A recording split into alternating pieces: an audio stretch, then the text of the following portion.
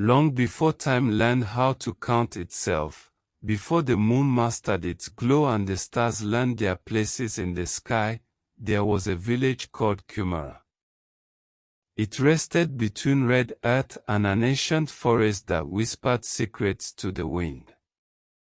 The people of Kumara believed that the world was alive, that rivers had voices, trees had memory, and the sky listened when humans spoke with truth in their hearts. In this village lived a boy named Tari, small in body but vast in spirit. He was known for his bright laughter that sounded like falling rain and for the drum he carried everywhere.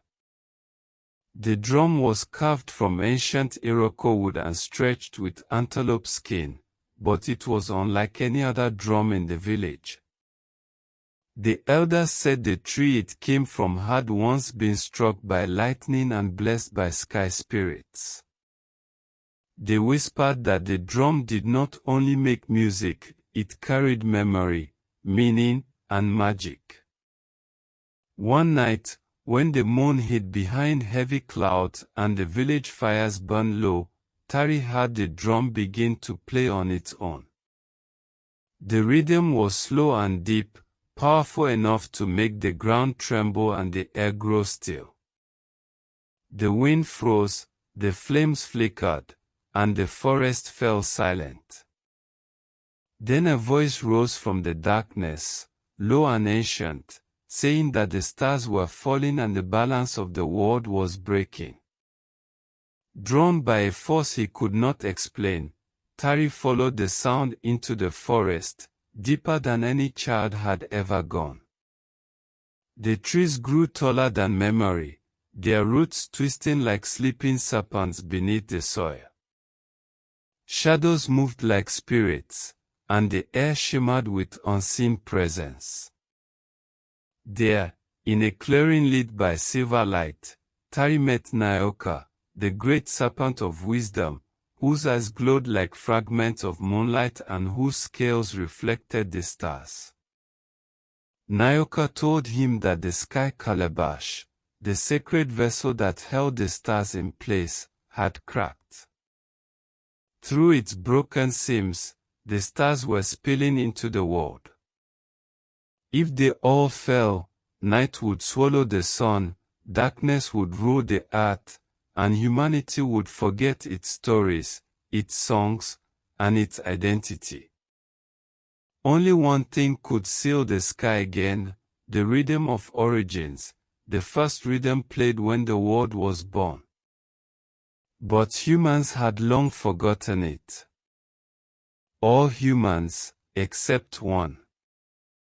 Tari placed his hands on the drum. Without thought, without fear, he played.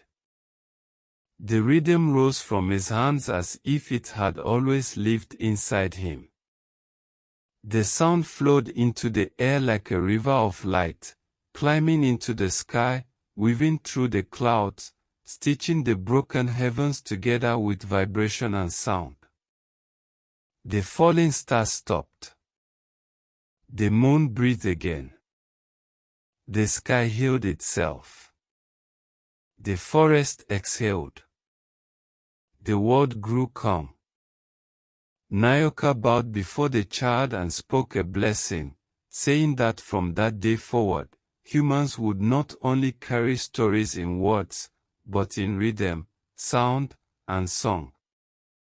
Drums would no longer be simple instruments, they would become memory keepers, messengers of the ancestors, bridges between earth and sky.